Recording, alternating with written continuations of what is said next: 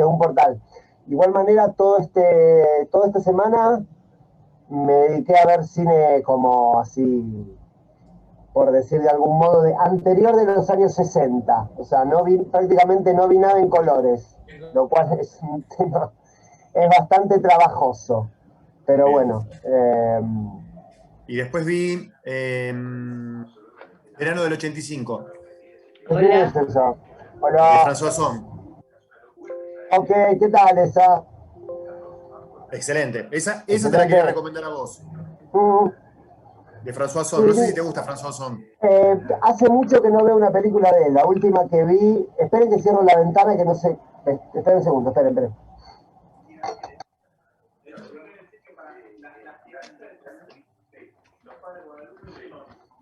Vale, ahora sí. Eh, la última que vi hace mucho tiempo fue La Piscina. La piscina.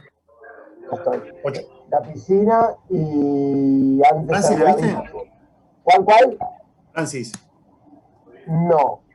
No, es un director que no, como que le perdí el rastro. Vi mucho la que es más famosa de él, que es un guión de Fassbender, que se llama Gotas que caen sobre rocas calientes, que fue una de las más, como más populares que se hicieron de él.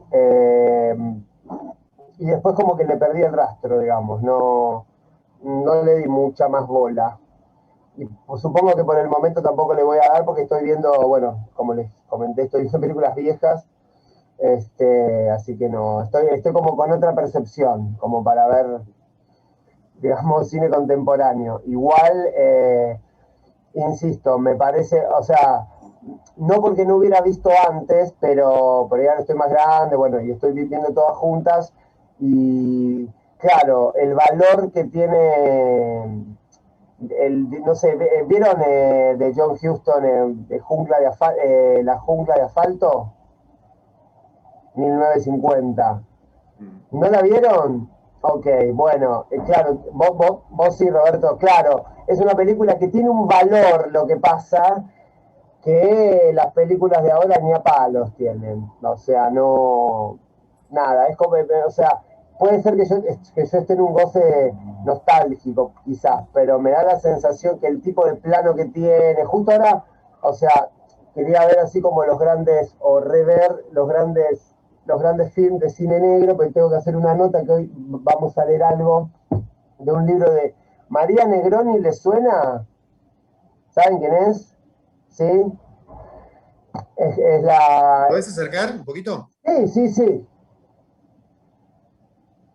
Esto es Out of Taste. Y está buenísimo este libro y bueno, me lo mandaron para hacer una nota. Yo estoy robando como loco, o sea, robando en el sentido que me mandan libro y no me lo tengo que comprar, lo cual para mí es como la mitad de mi sueldo, lo cual es fantástico porque... y bueno, justo encontré una parte que les quería leer porque tiene que ver con lo que estamos viendo. Bueno, y estoy viendo así como los tópicos, porque no puedo verlos todos, de el cine negro, digamos, de Hollywood o sea, del 30 sí, del 40, del 39 hasta el 50, más o menos, que es como el núcleo duro. Y claro, tienen un valor esas películas, o que me da la sensación que en el momento de su producción y de su proyección tenían un valor, o sea, el objeto tenía un valor que lamentablemente, ¿no? Bueno, el mundo es así, supongo, ningún producto audiovisual en este momento tiene. O sea, puede ser que esté pecando de un anacronismo, es posible, pero me da la sensación que no pasa lo mismo ahora. Cuando vemos algo o cuando las nuevas generaciones se vinculan con algo, el valor que se le da es distinto, creo. Eh, Nada, son pelis que son como, no sé, son clásicas en el sentido de que todo lo que nosotros ya recibimos parodiado, esos textos son originales. No sé si se entiende el concepto, es como que lo que no tiene un... tengo algunas de cine negro subidas que no están o no están en internet con subtítulos de castellano. Mirá, Roberto, en Cinefilia Malversa yo las encontré casi todas, te digo, ¿eh? ¿No? ¿Faltan? Bueno, si me pinta alguna que no encuentro, te pido el link o que no sé, si la puedo subir a un drive. Por ahora las que quise por suerte estaban. Así que bueno. ¿Qué hora es? Ya son las 7. Bueno, seguimos esperando a ver quién es más. ¿Quién es más? Hoy no, hoy voy a poder escribir poco porque se me rompió el teclado, estoy usando el teclado virtual, así que les digo por si por ahí tardo un poquito si tengo que escribir algo. Bueno, con respecto a, hoy vamos a continuar el tema de lo simbólico que estábamos viendo la clase pasada. Me gustaría saber si les quedó alguna duda, algo que reflexionaron sobre el tema. Esperen que se conectó Felisa nuevamente. Algo que pudieron procesar con respecto a lo que vimos. Digan ahora o callen para siempre. Vamos a leer hoy que les mandé a que veamos Tiburón, que no sé si la pudieron ver, está en Netflix, o sea, así que estaba... un poco también cuáles son los usos que tiene esto. A mí lo que me gustaría es poder diferenciar, eh, como digamos los, por decir de algún modo, los marcos teóricos o los marcos epistemológicos de esto, que serían dos, o por lo menos estaríamos trabajando dos. Lo que trabaja, por ejemplo, Fareta, que es algo que vamos a ver, un comentario sobre Vértigo, di por sentado que la vieron todos, porque si no, no va a ser un curso de cine. O sea, si no vieron Vértigo, no, ya está. Es como que no. Me retiro, digamos, porque es como la película, pero... Vértigo la vi. Vértigo sí, bueno. Tiene mucho símbolo fálico por ahí. Mucho símbolo fálico. El psicoanálisis nos mató, nos asesinó, ¿no? ¿Y Gladys? ¿Dónde está Gladys? Gladys no la veo. Ahora está viniendo para explicar el significante fálico y la forclusión del nombre del padre en el momento del Big Bang del lenguaje. Bueno, bueno, un comentario sobre Vértigo. Digamos, lo que Fareta hace, a propósito les comento que el otro día estuve hablando como el sábado me escribió Fareta, lo cual es algo raro, porque cuando uno está leyendo mucho a alguien y ese autor te escribe, es medio como siniestro en un punto.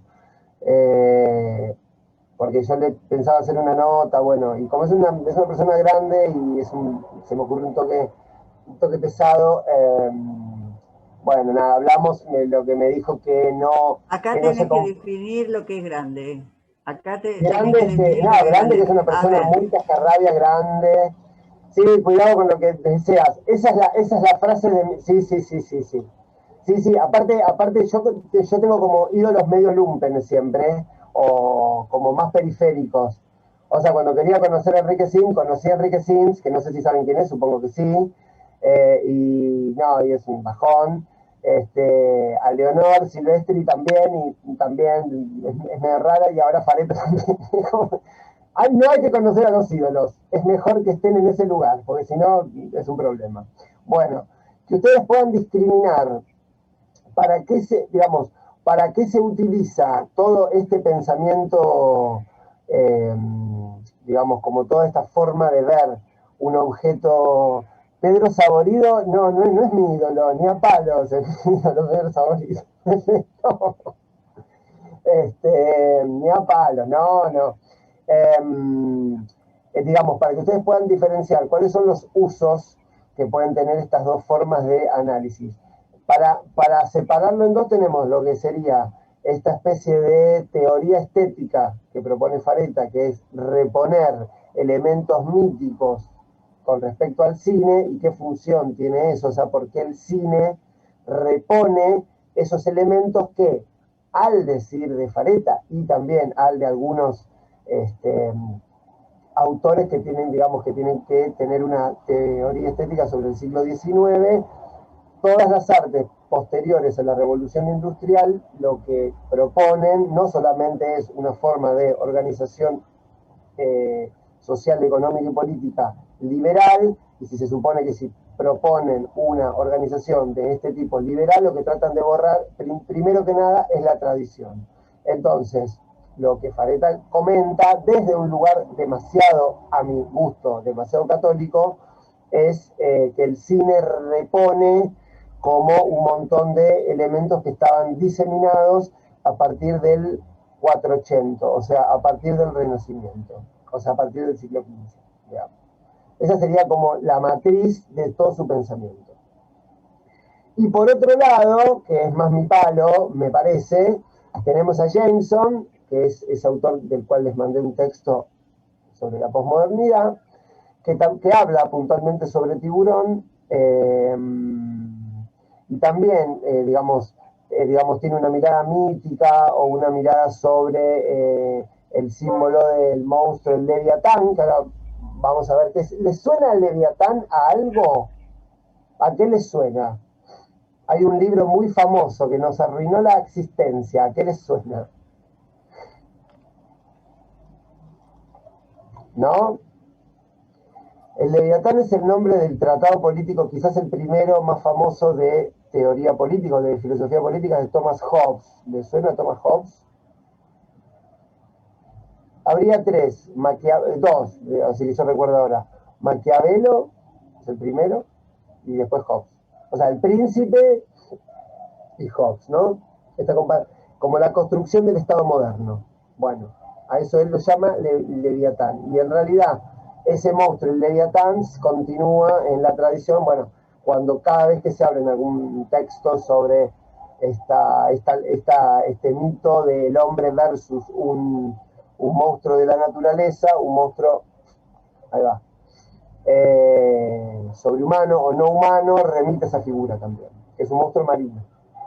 Bien, entonces, Jameson lo que hace es más tiene una lectura más política, digamos, cosa que Fareta no tanto, digamos, trata de ser un poco más, es una teoría más estética, y lo que hace Jameson, que también es estético, pero en realidad también es político, porque Jameson, esto creo que ya se los dije, Jameson, digamos, se cruza o se intersecta en toda la tradición, digamos, marxista de lo que se llama la Escuela de Frankfurt, que creo que ya lo mencionamos de alguna manera. Benjamin, Adorno, Horkheimer, Habermas, y él sería el único que es americano, digamos, que es yankee. Es uno de los pocos pensadores yankees. Bueno, entonces, de lo que vimos en la clase pasada, ¿les quedó resonando algo? Si no arrancamos ya alguna peli que hayan visto hace mucho, y dicen, esto puede ser algo. Si no arrancamos, yo tengo tres cositas para leerles hoy que me gustaría que se dio Alicia, ahí va, que me Cuando hablas de lo gustaría que... simbólico, ¿sabés a qué Sí, me hiciste acordar, Juan? sí, Perdón, ¿no? sí. Pero lo primero que me vino a la mente fue la de Einstein. No sé si es me parece que es en el acorazado. Hay una parte que se ve a la mamá. ¿Te acordás? Roberto se debe acordar. La parte que le enfocan el cinturón, Sí. que se ve el pelícano. Ah, no me acuerdo. Me hiciste acordar de eso. No, me refiero al conocimiento. No. Claro, vos decís que Roberto la vio en el cine, lo estás matando, se estrenó en el 20 y pico esa película. No, no, esa es más, digamos, en general, no digo que sea así, pero en general las vanguardias, esto se los digo a todos, porque sea siempre así, pero en general las vanguardias y el cine ruso de esa época, o sea, Eisenstein, Ziga Vertov, bueno, ese tipo, digamos, es como esa corriente, justamente era antitradicionalista en general. Por eso las vanguardias justamente que se inscriben dentro del modernismo lo que tratan de hacer es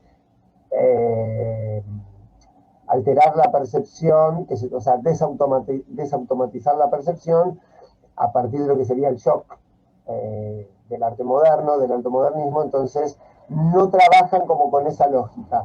De igual manera, lo que vamos a ver hoy, si podemos continuar, es, digamos, para que algo se convierta en símbolo, tiene que tener algún tipo de tratamiento, si quieren, narrativo dentro del propio relato. Bien, lo que voy a leerles es de, primero que nada, de Hitchcock en obra. Es como, es un comentario que hace Fareta sobre, él está hablando en este momento de Vértigo, pero, no, perdón, ¿vieron Lifeboat de Hitchcock? Es del 40 y pico. Náufrago se llama, sí. Hola, Nora, ¿cómo te va? Bueno, si querés, o hacés señas o escribí, cualquier duda que tengas. Yo no puedo escribir tanto, ya les comenté a los chicos porque no tengo teclado, pero bueno. Cuidado con lo que dice. Perdón, ahí está. Bueno, eh, traten de, esperen que me anoté ahí, acá. Ahí va. Bueno, hago una aclaración. Esto que dice, lo dice el autor, lo dice Fareta, con respecto a lo que para él le parecería una obra o una película lograda, que para él son muy pocas, sinceramente, no hay tantas. Son un par, sobre todo las de Vincent Minnelli, que es un autor que la verdad que no he visto tanto, prácticamente nada, vi partes, pero nunca vi una película. El Ciudadano Kane, El Padrino, Coppola y ya, y Hitchcock. No hay más cine para él. Bueno, Griffith y ya. Sí, Roberto.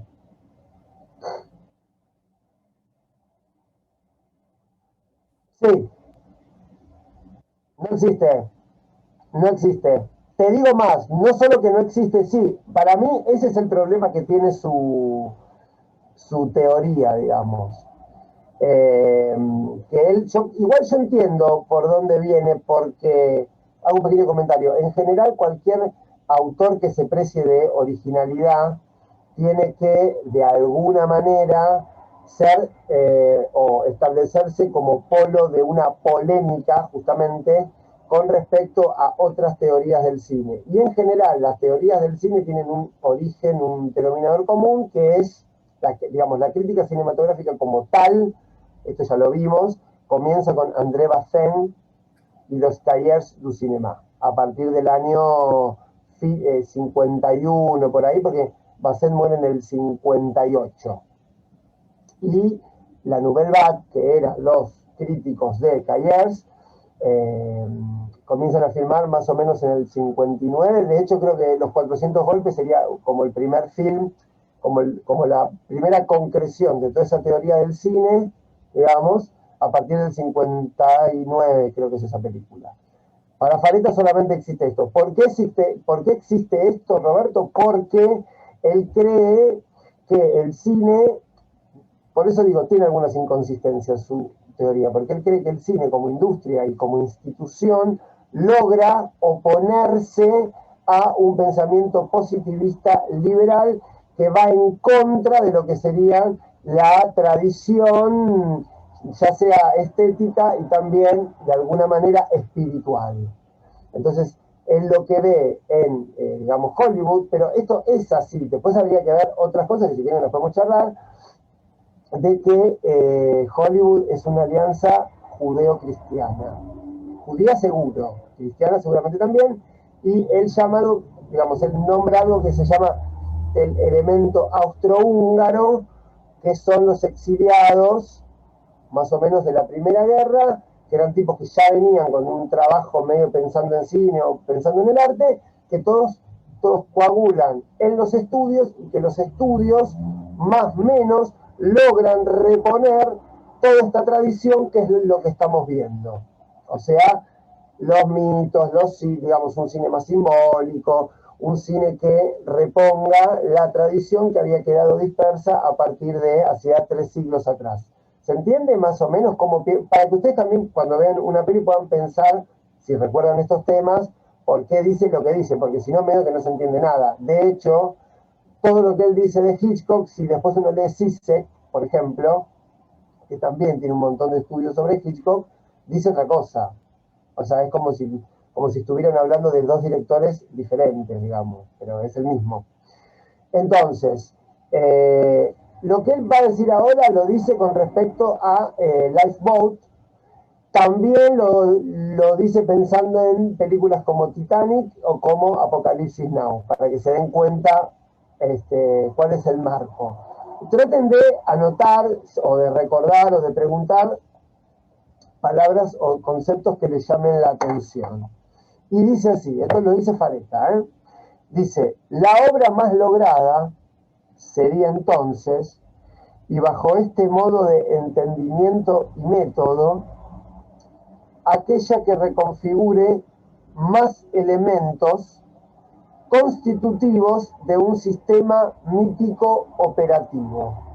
¿Se entiende esto? O sea, utilizar los elementos del mito para una narración contemporánea para el momento que digamos que son estas películas, digamos que sería siglo XX, fin del XIX y siglo XX.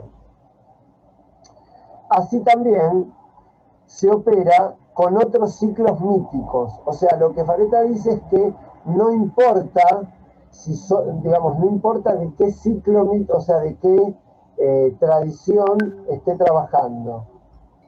Le habla al gato. Al pedo hablo yo, porque le hablan al gato de Roberto. ¿Para qué hablo? Bueno, o sea, lo que él dice que no importa que sea, acá como que medio se desmarca, que no importa que no sea la tradición cristiana, digamos, pero sí que tenga una especie de, digamos, ¿cómo explicarlo? Raíces históricas. Ahí va. Dice, así también se opera con otros ciclos míticos y sus diversos mitologemas. Anoten esa palabra, mitologemas. Bien, por ejemplo, dice, el referido al Grial, al Santo Grial, que por lo que entiendo es,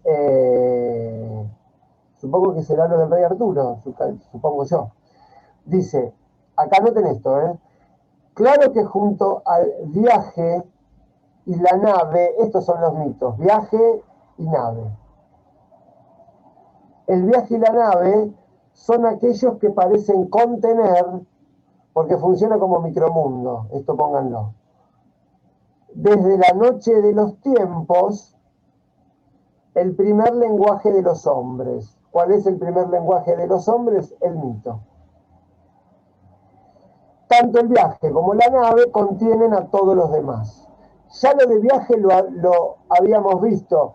El viaje, ¿qué personaje contiene adentro? ¿Se acuerdan que ya lo habíamos visto?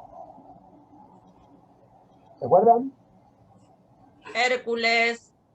¿Y cómo se llama eso si lo tuvieras que sistematizar?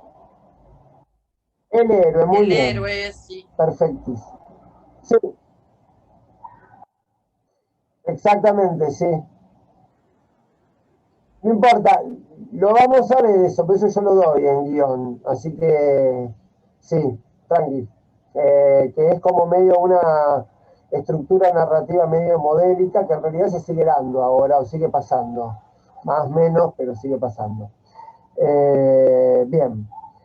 Aquí entonces es símbolo y también arquetipo. ¿Se acuerdan que habíamos hablado de arquitrama? La clase pasada, bueno, arge es ese concepto pitagórico que es como como si yo les dijera el principio de todo. Pitágoras dice el arge o el arqué es el agua para él, ¿no? Pero digo, bueno, arge tiene como esa raíz. Entonces dice, tipo que tiende al arge, o sea, tipo es modelo, un modelo que tiende a un principio común, es decir, a su fin y modo final. Su meta también, su meta que es también un principio. Bueno, acá flashea, un poquito más abajo. Al ser el cine ese mismo fin material sensible de fijación y despliegue de lo simbólico, fijación, ¿saben por qué? ¿Se acuerdan como vimos la clase pasada? Que para que el símbolo opere en forma orgánica, tiene que, digamos, depositarse en elementos de la diégesis. ¿Entienden esto? Pues si no, no van a entender nada. ¿Entienden esto? O más o menos. ¿Sí? ¿Todos entienden? Por ejemplo, sigo un poquito más.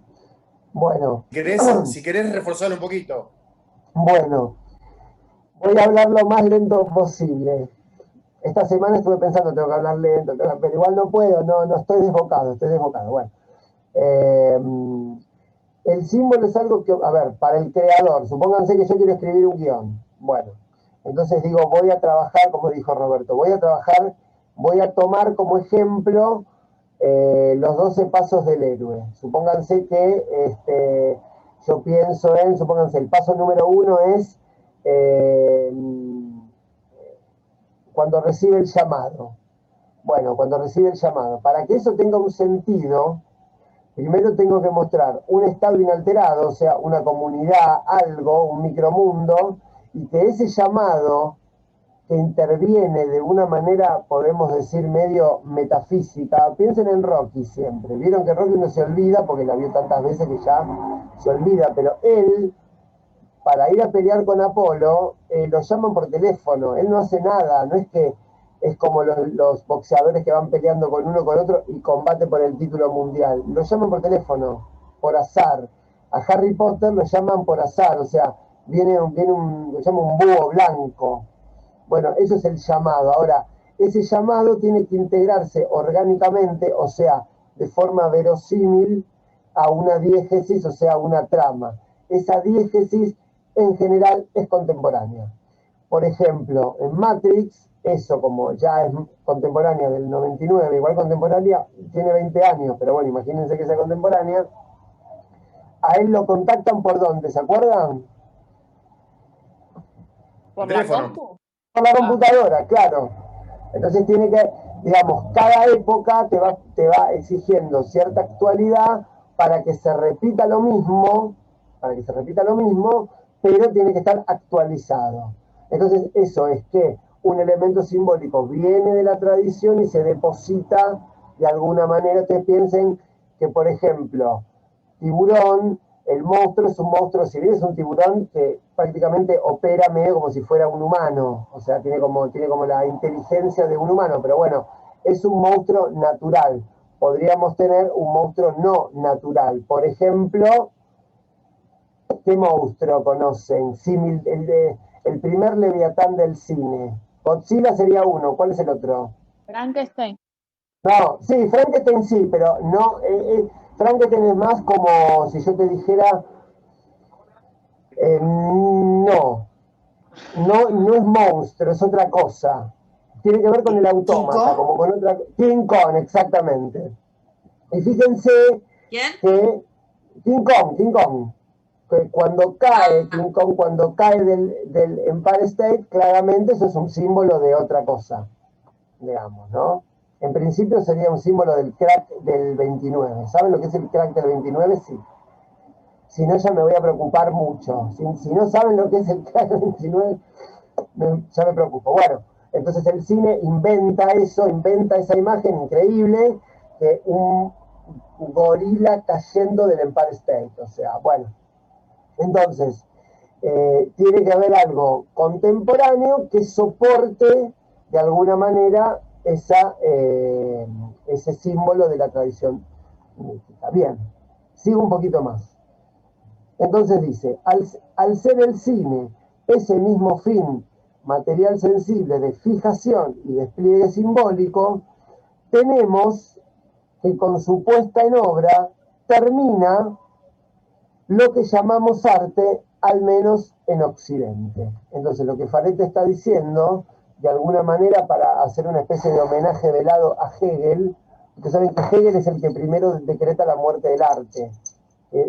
O sea, el que impone su nacimiento es Kant y 100 años después o menos Hegel dice el arte ha muerto, digamos. En realidad lo que se refiere es que el arte ha muerto como ritual, como culto, pues ya no va a tener más la misma, no, o sea, nunca más vamos a tener esa percepción con respecto al objeto artístico una vez que el objeto artístico se sale de lo que sería el culto, digamos.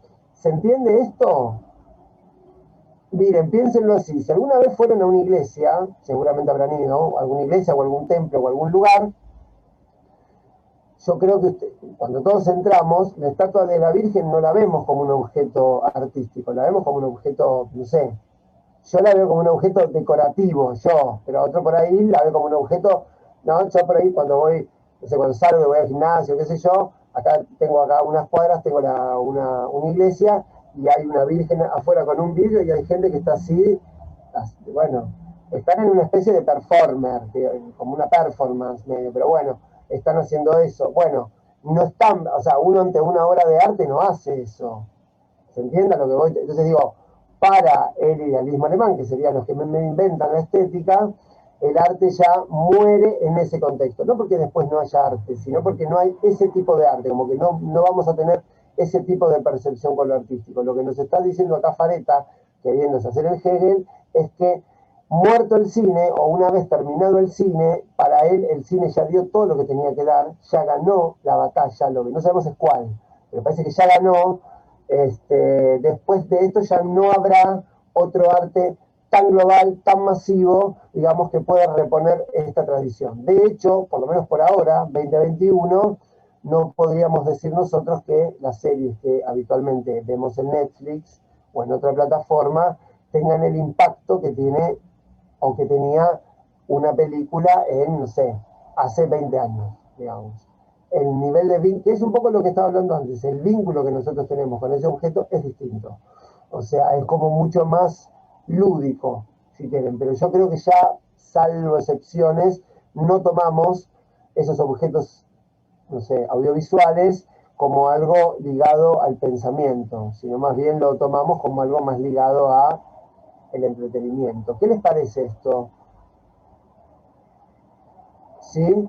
Hernán se fue, dijo, pidió y se pidió un minuto y se fue. Bueno, este, ahí está, Andy Warhol, Andy Warhol, el arte pop. Sí, sí, sí. No, esto arranca en los 60 ya, digamos.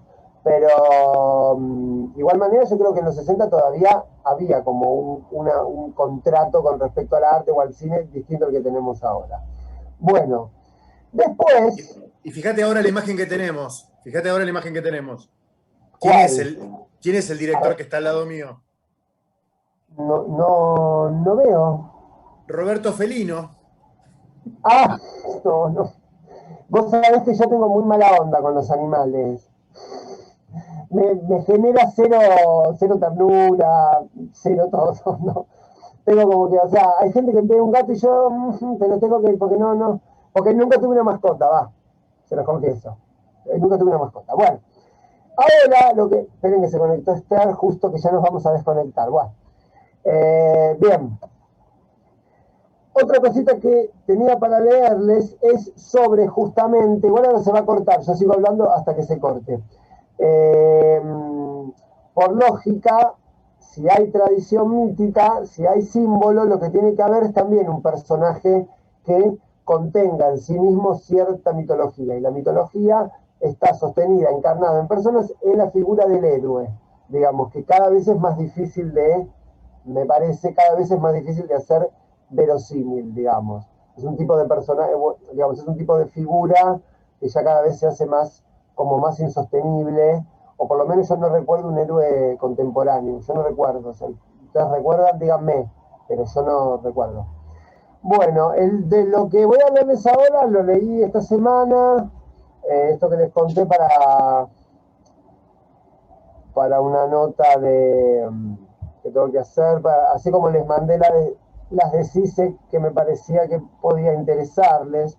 Ese libro está bastante bien, goza tu síntoma, hay que tener algún tipo de mínimo conocimiento en psicoanálisis, de igual manera CISEC algunas cosas medio que delira, pero nada, está bueno porque tiene una mirada del cine que está piola. Después en algún momento se pone medio complicado igual. Bueno, entonces este libro, que es el que ya les dije, Film Noir, de María Negroni, que es bastante recomendable, si les interesa el cine negro está bueno.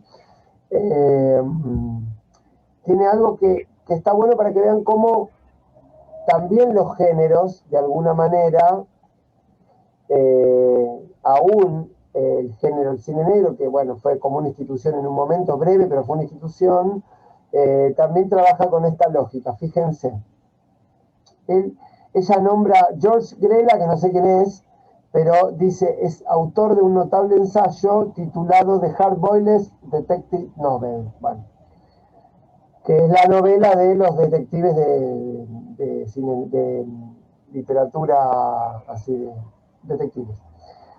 Utilizó estas resonancias para plantear la tesis inesperada de que la novela policial norteamericana puede leerse en clave caballeresca. ¿Saben quién es el inventor de la novela policial? ¿Y con qué novela? Seguro que la leyeron. Si no la leyeron, ¿Truman ¿Cómo? Truman Capote, no? No, Truman Capote es el de la novela periodística, que en realidad, para que no me acusen de gorila antiperonista, en realidad el que inventó ese género fue Rodolfo Walsh. Ahí me hace así Roberto, yo temo. Sí, fue Rodolfo Walsh, en realidad, unos 2 años antes, con Operación Masacre, supongo que lo habrán leído, calculo, que es sobre los fusilamientos en José León Suárez, en la Revolución Libertadora, creo. Digo libertadora, en realidad fusiladora, para no quedar gorila, no hay que decir, porque si no, hay que... Es muy delicada la línea que estoy manejando, es muy delicada. Bueno, entonces, ¿quién es el creador de la novela policial? Piensen también que va de la mano con el origen de la ciencia, digamos, siglo XVIII. Exactamente, Poe, ¿con qué novela? Es reconocida. En Los crímenes de la calle Morgue. Con esa novela. Está buena, si la quieren leer, está. Bien, entonces dice que este autor, dice Negroni, plantea la tesis inesperada de que la novela policial norteamericana puede leerse en clave caballeresca. Dice, las leyendas artúricas, lo mismo que dice Fareta de lo del Grial, serían así el antecedente del tono elegíaco, los títulos melancólicos y sobre todo de las pruebas que el caballero / detective debe afrontar en su lucha contra el mal y la búsqueda de la verdad con mayúscula.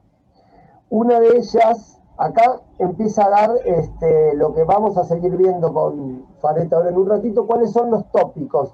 A mí lo que me interesa es que anoten de estas cosas más que la paja intelectual, que está buenísimo saber si Poe, si no Poe, porque eso es para la charla. Lo que me parece interesante, que por supuesto habría que hacer como un curso aparte, que a mí me excede, pero digamos, cuáles son los mitologemas de todas las tradiciones, de todas las sagas, que eso es más, como que corresponde más a otra cosa, pero bueno. Anoten esto porque está bueno como los elementitos que nombra, como para que uno, frente a un film de estas características, note que en realidad lo que está viendo remite a otra cosa, o sea, remite a un elemento místico. Entonces dice, una de ellas es el viaje a la morada peligrosa. Esa es una, viaje a la morada peligrosa, donde reside un loco, un charlatán o un profeta de alguna religión estrafalaria a quien debe desenmascarar. Otra, el descenso a los submundos. Esto ya lo vimos, ¿se acuerdan la clase pasada? Esto de descenso a los infiernos, que está en el Ulises, por supuesto está en el Dante. El Dante quizás, o sea, en la comedia quizás es la última, que por lo menos esas tradiciones, o sea, si ustedes, ¿alguno tuvo la suerte de leer, o la desgracia de leer la Divina Comedia? Salvador, vos, que sos lo itálico, no. Roberto, sí. Bueno, en la Divina Comedia, ¿quién acompaña a él? ¿Quién acompaña al poeta? O sea, ¿quién acompaña al Dante? Beatriz. No, aparecen, no, está bien, pero ¿quién acompaña en el momento heavy metal? Porque digamos, a ver, son 3 momentos. El otro poeta, ¿Cómo se llama? Virgilio. No. Virgilio, exactamente, que es el autor de la Eneida. Ustedes saben que la Eneida toma los mismos elementos que está la épica griega, digamos, y trata de, por decirlo así, trata de vincularse mitológicamente, porque Eneas es un personaje que aparece en la Ilíada, ¿verdad? Y en combate con no recuerdo quién se lo lleva, una divinidad se lo lleva, y entonces como lo saca de la guerra de Troya, supuestamente Eneas es uno de los fundadores de Roma.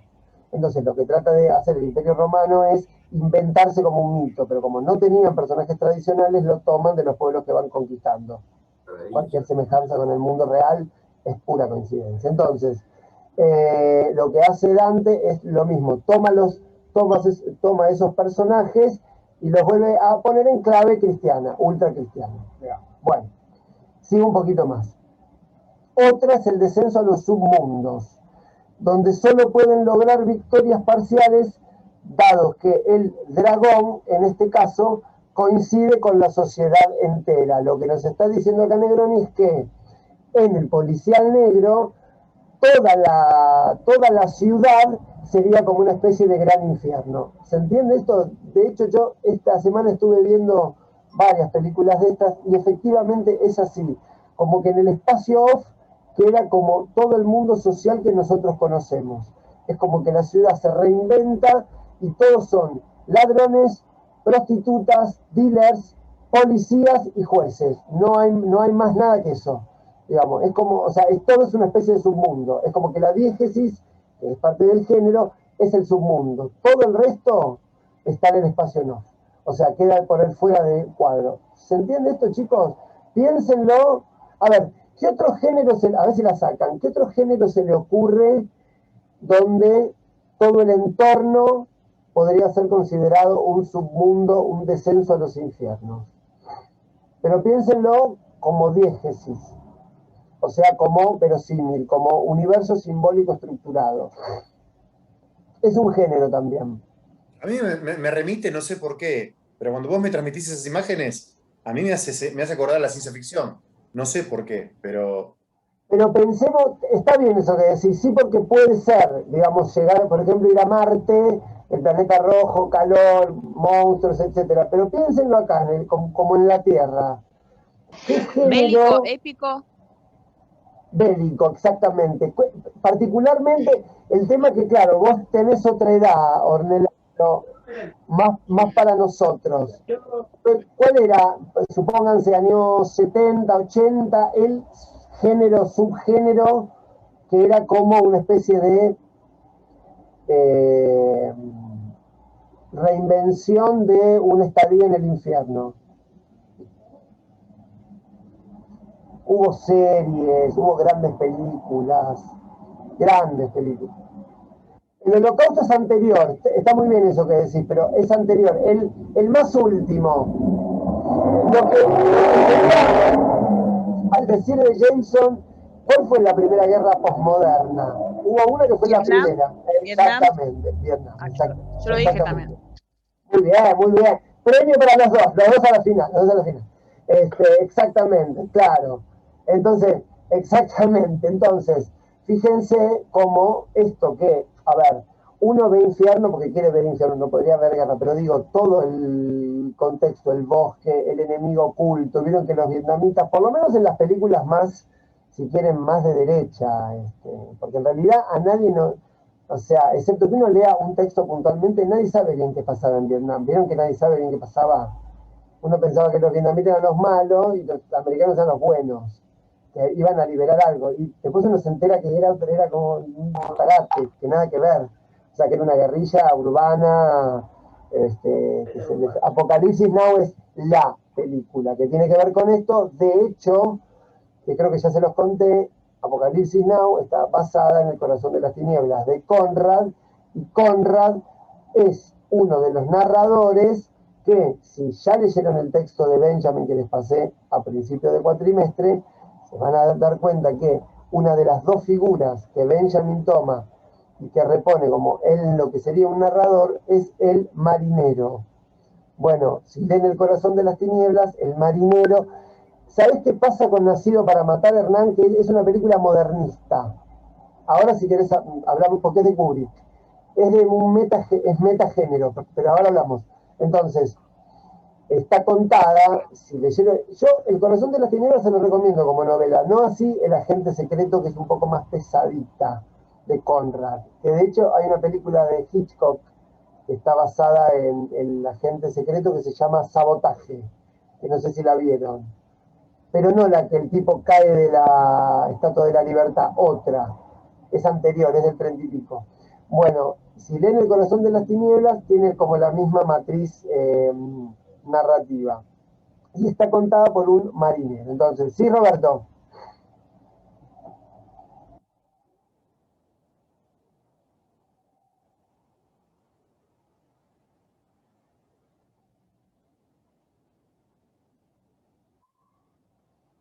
Mira, por ejemplo, Jungla de asfalto encaja.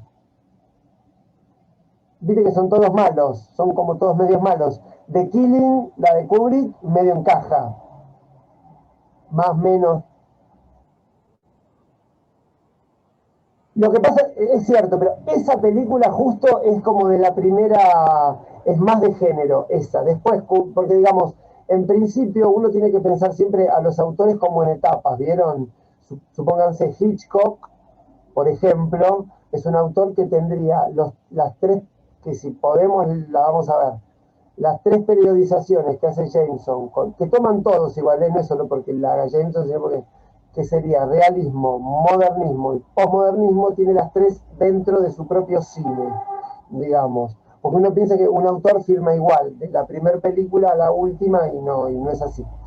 Eh, Igual te digo, Roberto, estas son conceptualizaciones que acá, inclusive está la hace, mira, George Grela, que no sabemos quién es, y que Negroni repone. Así que no me hago responsable por eso. Lo que sí me da la sensación que lo que hace este libro y lo que hacen los críticos es más o menos intentar ver o pensar elementos de la tradición, en este caso literaria, y ver cómo opera en el cine y ver y más o menos intentar forzar un argumento para que el argumento entre, digamos. Por ejemplo, el halcón maltés, yo no diría que el recorrido que hace Sam Spade es del infierno, yo no diría eso, me parece exagerado, pero bueno, por ejemplo, una película para mí, un policial negro de neo-noir, lo que sería neo-noir, ¿vieron Corazón Satánico? De Alan Parker. ¿No la vieron? Esa está buena. Es como, no es bueno, Blade Runner. Es así. Bueno, Blade Runner, que sería un neo-noir, uno podría pensar que esa ciudad abarrotada de cosas, que es multicultural, que hay japoneses, que no hay lugar, que uno come en un lugarcito así, que hay robots, bueno, que está todo lleno de bruma y siempre de noche, bueno, uno le da la sensación y podría llegar a definir, por ejemplo, ¿saben qué película argentina, si les interesa, quizás la vieron, trabaja Los Replicantes, claro, sí, obvio. Sí, sí, sí. ¿Saben qué película argentina trabaja un poco esta idea? No hay tantas. El bonaerense. ¿La vieron esa? Bueno, de alguna manera eso. Es un pibe que es un chico, que Jorge, no me acuerdo cómo se llama el actor, que es buenísimo, se mete a estudiar para la policía y se mete como todo en el submundo de la bonaerense y vuelve, como el héroe vuelve desvalido siempre, el talón de Aquiles vuelve rengo. O sea, vuelve con un tiro en la pierna, digamos. Esperen que... ahí está. Ahí va. Entonces, esperen que leemos un poquito más, así terminamos un poquito más. De más está decir que las semejanzas no terminan aquí, o sea que hay más, parece. Bueno, en lugar de redención, ¿qué es bienvenido a la fuerza? Que no sé qué es eso. ¿Qué es Esa es eso? la ¿Qué frase es? del bonaerense, cuando entra el flaco a la Ah, fuerza, le dice mirá, así, bienvenido a la fuerza, que Dios te ayude. claro. No, no la recordaba, pero sí, claro. Esperen que terminamos esto. Entonces, en lugar de redención, de jardín fértil, de bosque sagrado y ciudad de ángeles, esto sería, me parece, el retorno, ¿no? El caballero de la noche solo encuentra una jungla de cemento, con sus interminables autopistas y sus playas de plástico. Un pozo ciego con los desechos de una civilización en ruinas. Obviamente tenemos que hacer la aclaración, yo no soy experto en esto, ni mucho menos en historia, pero me da la sensación que en los años 40 en Estados Unidos, la vuelta de la guerra, evidentemente las ciudades no debían ser un lugar, sobre todo porque era un lugar de hiperindustrialización cada vez más veloz, debían ser un lugar cada vez más sombrío, digamos. Me da la sensación que la única forma que encontró el cine de poder retratar eso y que eso sea verosímil y orgánico era, digamos, a partir del género que comienza en la literatura y que luego se transporta al cine, digamos. Y una cosita más, el film noir existe, por una de las cosas que existe también, es porque los autores exiliados de Alemania llegan a Estados Unidos. Lo que yo les pregunto, a ver si la sacan, ¿cuál era la vanguardia típica del cine en Alemania que se llamaba cine de la República de Weimar, o sea, anterior al nazismo? ¿Cómo se llamaba? Exactamente. Entonces Fritz Lang, que sería uno de ellos que hizo Metrópolis, ese tipo de autores llegan a Estados Unidos y si ustedes ven, por lo menos ven y leen en esta clave, después uno puede ver otra cosa, y ven una película de cine negro, se van a dar cuenta que estilísticamente lo que funciona ahí es el expresionismo. Blanco, gris, negro, esos son los tres colores. Y vean cómo están cortadas las escaleras, las caras de los personajes, las calles. Obviamente no es el gabinete del doctor Caligari, eso obvio, pero exactamente, pero es así, que esto ya lo ve Krakauer también, que es un alemán, pero digo, como que estilísticamente ese cine lo crea de alguna manera, si bien lo hacen autores norteamericanos, digamos, lo crean o por lo menos lo importan de Alemania a Hollywood, los fundamentalmente, miren, así arranca el libro. Si quieren se los puedo leer, que me lo anoté para recordarlo yo en algún momento. Acá está, dice... acá dice, tuve que advertir que una larga lista de cineastas del expresionismo alemán, sin ir más lejos, Billy Wilder y Fritz Lang, habían emigrado a Hollywood empujados por Hitler para hacer la conexión. ¿Cómo no había visto en la afición a las sombras del film noir el mismo rostro desencajado de aquel expresionismo, su misma música sedienta? ¿No era acaso el detective del noir una versión urbana del huérfano de la novela gótica, siempre un poco turbio, un poco poeta de los desperdicios, escribiendo con el detritus de la urbe sus propios himnos a la noche? Entonces, está bueno pensar que, y obviamente cuando en Estados Unidos aparece este personaje, en paralelo también se sirve de qué otro personaje mítico, pero ya mítico del cine, del mito que inventa el cine, de uno de los mitos que inventa el cine. Piensen, cine de Hollywood, el detective. ¿El vaquero? Exactamente, exacto. ¿Sí? Como el hombre solitario que resuelve en un contexto hostil. Piensen que generalmente en los western digamos, el contexto es hostil, es la conquista del oeste, o sea, un lugar que no había nada. Acá eso en Argentina se llama Civilización y Barbarie, o sea, está en el libro, está en el Facundo, digamos. Como esa especie de pelea entre la técnica europea y lo que sería la civilización originaria. Bien, ¿hasta acá alguna pregunta? Algo que les linkee, que recuerden, que les suene, algún ejemplo de algo.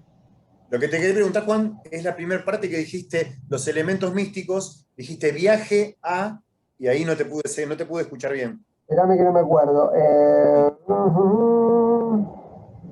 A moradas peligrosas. Ahí va, exactamente. Donde reside es una morada peligrosa, o sea, un lugar de peligro, digamos. lugar de peligro en todo sentido, ¿eh? Puede ser un castillo, como era antes, o puede ser la casa de unos narcotraficantes, digamos. Donde reside un loco, un charlatán o un profeta de alguna religión estrafalaria a quien debe desenmascarar. Eso puede ser 12 monos. 12 monos podría llegar a ser. Yo no veo ahí mucho, porque él es más como una víctima de la situación, el personaje de Bruce Willis, digamos. Sí, en general, sí, Roberto.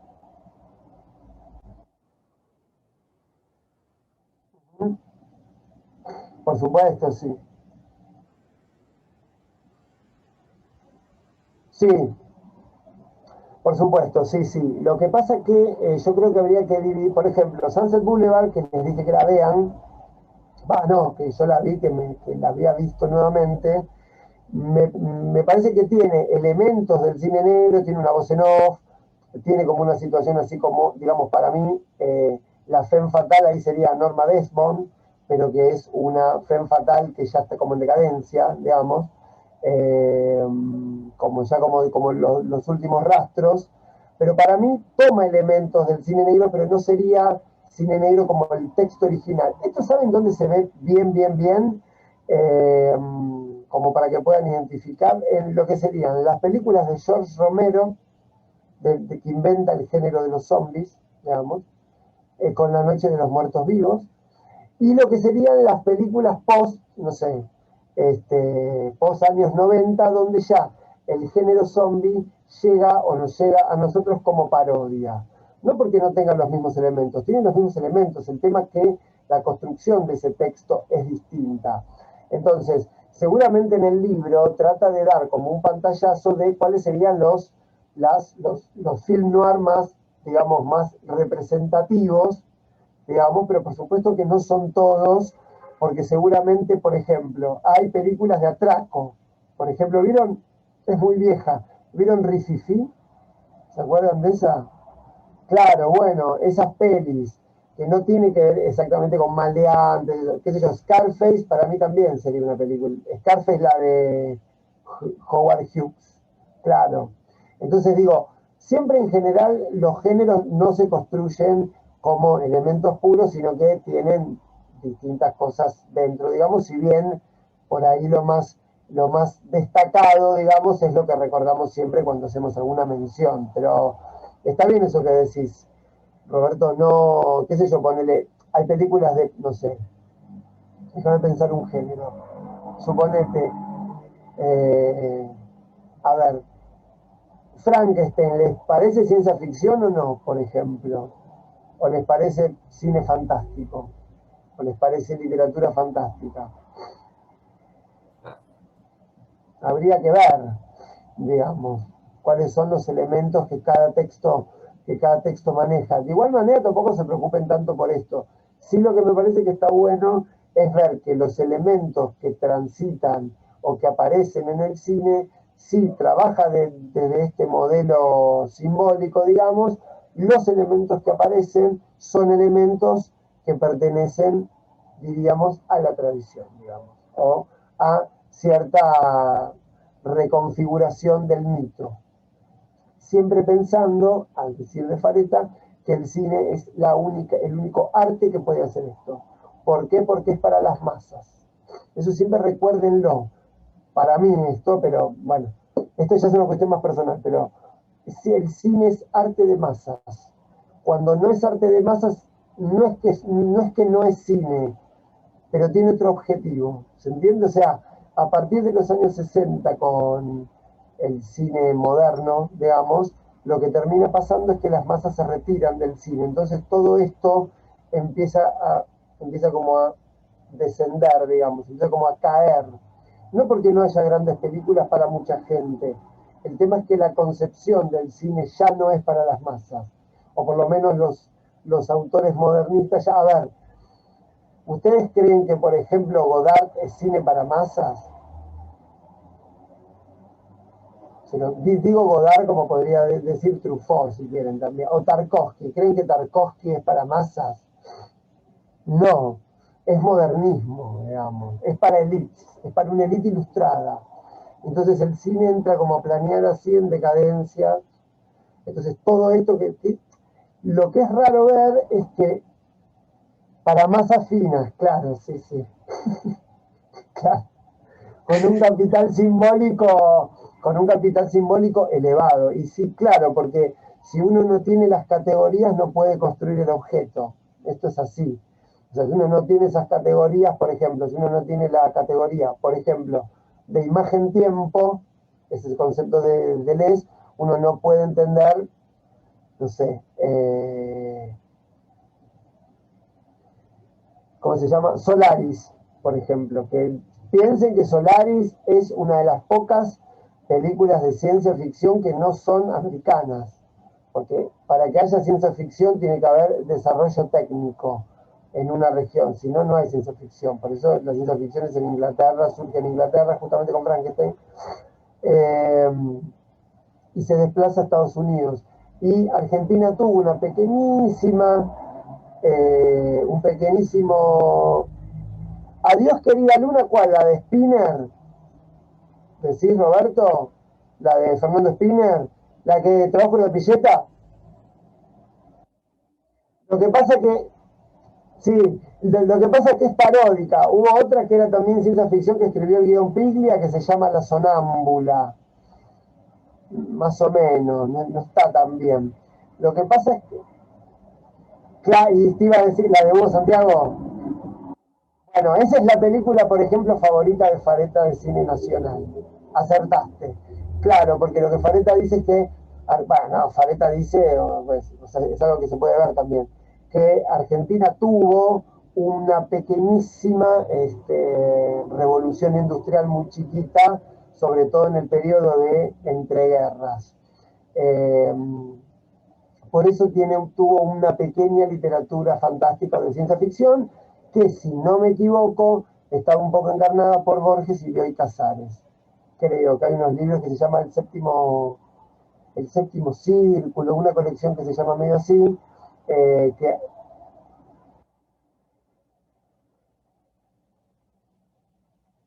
policial, Sí, son ok. policiales. Ok, Escribían ok. los dos. Sí.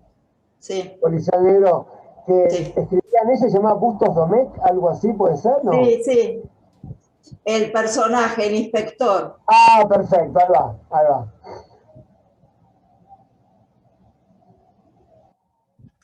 Ah, ok, está bien. Eh,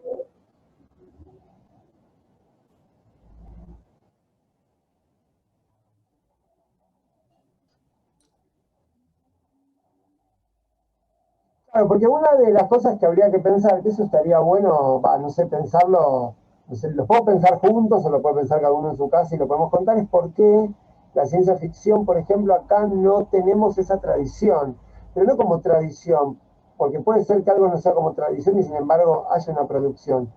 Eh, ¿Para cuál es la última de Spinner? Espérame. Inmortal. No la vi. No, hace bastante que no veo cine Fíjate que nacional. esa la promocionó el año pasado. Yo le hice una entrevista a Spinner Sí, y está muy buena. A mí, la verdad, lo que pasa es que él dice que hay un cine, sí, espera, fantástico o no. Él dice que hay un cine, una ciencia ficción artesanal. sí. Él habla de eso, porque en realidad las condiciones técnicas que tiene en Argentina no son las, digamos, las más rústicas y las más Porque no elementales. tiene guita, que artesanal, no tiene plata. Sí, pero vos Claro, fijate, Juan, cuando puedas, mirátela esa película. El sí, argumento es genial, las actuaciones son perfectas. Lo único que te das cuenta es que no tiene quizás el detalle que tiene las películas norteamericanas o estadounidenses, ujú. Sí, porque en sí, realidad, sí. pero el concepto y la creación, el guión es buenísimo. Seguramente. Sí, no, Spinner, yo sabes que el primer contacto que tomé con Spinner en mi vida fue, quizás lo vieron. Él hizo un video como un documental, algo así creo que se llama, Ciudad de de Pobres Fito Páez, Corazones, de exactamente, Fito, que era medio cyberpunk, una cosa muy rara.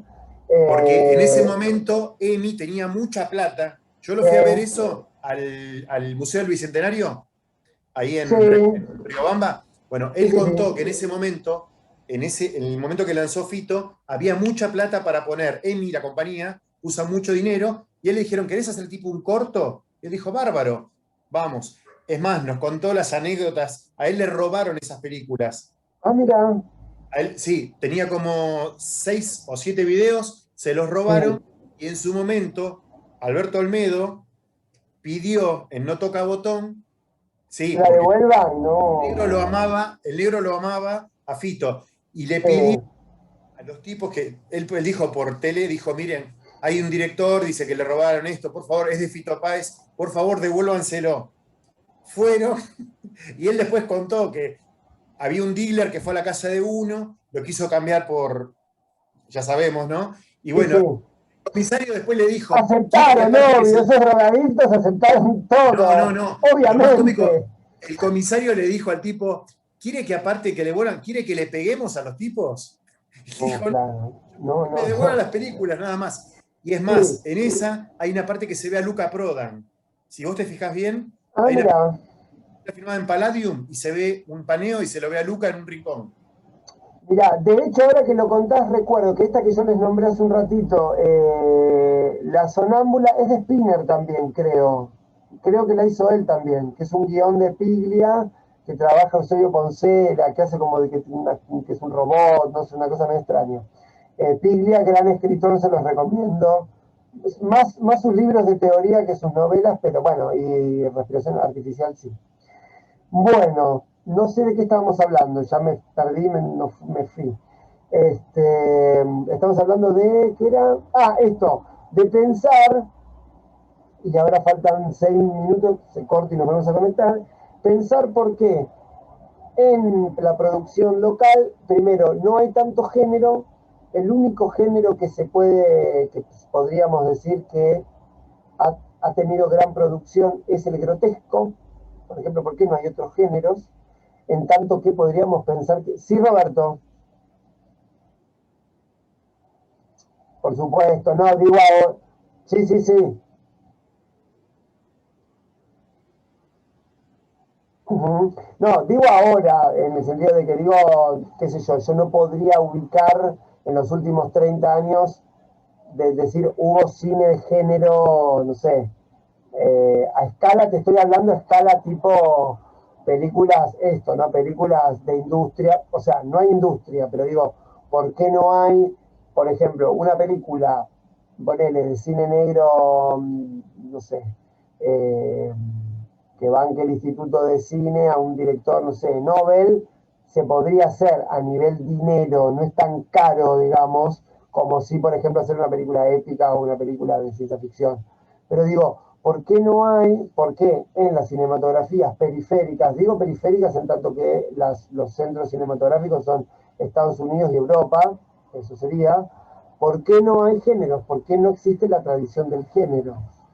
Habría que preguntar por qué, si es una cuestión política, si es una cuestión estilística, si es una cuestión económica, si es que no, si es que uno, esto, en tanto que los géneros parecería que son universales, digamos, que por más que nazcan en un lugar, bueno, en todo el mundo se consume, por eso digo, ¿por qué acá no tenemos eso? Digamos. Así que bueno, pueden, si quieren pensarlo en algún momento, yo no tengo una respuesta, sinceramente, no sé por qué.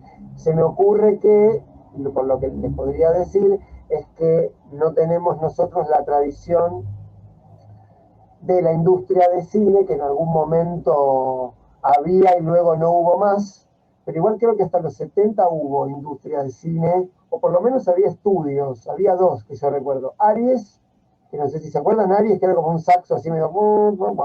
Aries, y después estaba Argentina Sonofilm de los hermanos Mentasti, ¿se acuerdan eso? Bueno, que en el último tiempo de su vida se dedicaron a hacer unas comedias medio televisivas, pero bueno, pero era lo que hacían. Pero bueno, nada, es una pregunta, porque nada, porque no hay. Bien, y vamos a, ¿cuánto queda? 3 minutos. Bueno, voy a darles también para Fareta los elementos también de, él llama thriller. Acá se está refiriendo a Vértigo. ¿Todos vieron Vértigo? Sí. Todos vieron Vértigo. Buenísimo. Vértigo de Hitchcock. Fíjense que esto es algo que hablamos la clase pasada y un poquito esta también, estos elementos que uno tiene que detectar para entender que está en el orden del mitologema, de la tradición, etc. Y dice, está hablando, ¿se acuerdan cuando James Stewart la está persiguiendo a ella la primera vez que la persigue, antes de que ella se tire por el... Bueno, dice, por un lado, la secuencia despliega sin abandonar el soporte o estado de transparencia de un thriller total. Cuando dice estado de transparencia, Freta dice género. Él llama estado de transparencia porque hay una transparencia en la comunicación entre el productor, o sea, entre la película y el espectador. ¿Cuál es este soporte? Dice, el seguimiento de un detective a un caso que le ha sido dado, o sea, James Stewart. Y juntos, o sea, el detective, junto con el soporte, ofrece la más concreta traducción metafórica de la prueba del laberinto. ¿Se acuerdan la clase pasada que vimos esto, el tema del laberinto de Dédalo, que era un elemento de la tradición, digamos, pagana al decir cristiano? Bueno, junto al descenso a los infiernos, la herida del héroe. ¿Cuál es la herida del héroe en Vértigo? ¿Cuál es? ¿Se acuerdan? El Vértigo, exactamente, sí, es esa. Y su pecado de exceso de fuerza, el exceso de fuerza se refiere a la hubris, que todo personaje trágico porta. ¿Saben qué es la hubris? ¿Se acuerdan cuando Nelson Castro decía que Cristina Kirchner tenía hubris? El punto débil. El punto No, débil. no. ¿La hubris qué es? Está la arete y la hubris en el mundo griego. ¿A qué se refería Nelson Castro con la hubris? Nada que ver lo que decía. Que divagaba, que se imaginaba un mundo, decía. Con la locura. Exacto, era una que hablaba mucho, que era muy envalentonada, eso es la hubris. Es la desmesura trágica, es la desmesura que tiene Edipo, eso es la hubris, digamos. Bueno, la hubris es eso. Se supone que el héroe trágico... ¿Cómo? ¿Quién habló? Ah, hablaron de otra cosa, ok. Ahí va. Entonces, esperen que seguimos leyendo. El doble también es un elemento que ya lo vimos la clase pasada, que se los mencioné con respecto, por ejemplo, en la Ilíada, el tema, por ejemplo, de Aquiles y Patroclo, que es uno, pero son dos, en realidad, o están utilizados operativamente como dos, en lo que uno le presta las armas al otro, y entonces en la batalla lo confunden con Aquiles, pero era Patroclo, por eso muere en manos de Héctor, y como muere en manos de Héctor, Aquiles vuelve al combate y ahí lo termina matando a Héctor. Si no la leyeron, le da 7 vueltas arrastrando el cuerpo alrededor de las, ¿cómo se llama? De las, no me acuerdo, bueno, de las puertas de la ciudad de Troya, digamos. Bien. Entonces, el doble, bueno, después tenemos Jekyll y Mr. Hyde, etcétera, ¿no? Lo que me parece que está bueno que piensen siempre cuando aparece un símbolo en una película o algo así que ven el doble o el descenso a los infiernos, siempre tiene una significación. En principio material sería una parte, la otra parte es una parte conceptual, digamos, siempre está significando algo, tiene alguna significación, tiene una significación para el pensamiento, porque quizás esto no lo dije o lo pasé muy rápido, ya saben que hablo a gran velocidad, pero en realidad el mito tiene que ver, es una forma de conocimiento, es como para nosotros la razón. Es medio difícil de pensar, pero porque nosotros somos sujetos racionales per se. Por lo menos esa es la intención que tenemos, digamos. Entonces, bueno, pero siempre piensen que estos elementos del mito funcionaban como elementos de pensamiento. O sea, era como una forma de concebir el mundo, ¿se entiende? Esto se podría comprobar muchísimo mejor, cosa que nosotros que somos occidentalocentrados se nos complica, si por ejemplo tuviéramos contacto, y tampoco podríamos acercarnos tanto, por ejemplo, a pueblos originarios, que tienen otra forma de concebir la realidad, el mundo, los vínculos interpersonales, los vínculos, por ejemplo, con la vejez, que no está ligada a la, no sé, o sea, no ven un viejo, ven un sabio, ven otra cosa. O sea, cuando nosotros vemos a alguien grande, vemos un viejo, ¿por qué? Porque ese cuerpo es improductivo y resta, digamos, resta al régimen capitalista para nosotros. Pero en otras culturas eso es otra cosa, digamos. Bueno, esto solamente es posible con un pensamiento, digamos, mítico, con un pensamiento racional. Al decir de Kant, una razón instrumental, lo único que aparece ahí es razón, que ni siquiera es tanta, digamos, ¿no? Esto es otro tema si quieren, pero bueno. ¿Se entiende esto? Más o menos, ¿sí? O sea, ¿por qué esto existe? Porque si no, uno dice, ¿de dónde sale esto? O sea, el mito es una forma de pensar, o sea, lo que Fareta advierte y otros autores advierten es esto, que estos mitos de la tradición se desplazan hasta el siglo XX porque pueden servir como forma de conocimiento. O sea, no solamente la razón es el elemento para conocer. ¿Se entiende esto, chicos? ¿Sí? O sea, volver a tomar al cine como, no solamente como un objeto de diversión, que está muy bien, pero, digamos, no solamente como eso, sino también como una plataforma para poder conocer el mundo, digamos. A esto me refería cuando, hoy por hoy, los proyectos audio o los objetos, productos audiovisuales no tienen esa utilidad. Tienen más bien, sobre todo, la de pasar el tiempo, digamos, o sea, que, como que pasa el tiempo. Bien. Juan, ¿sabés a qué me hiciste acordar? ¿Viste Sí. que te hablé del director de Drive? Sí. Bueno, hay una parte, está bueno, después si querés lo subo, hay una parte Dale. que habla sobre esto, porque él dice que una cosa es lo que uno ve cuando ve una película y otra Sí, cosa es lo que uno entiende. O sea por que supuesto. es un viaje que va y viene, que Totalmente, uno sí, es lo que claro. uno ve y otra cosa es lo que uno entiende, Por que es lo supuesto. que uno no ve.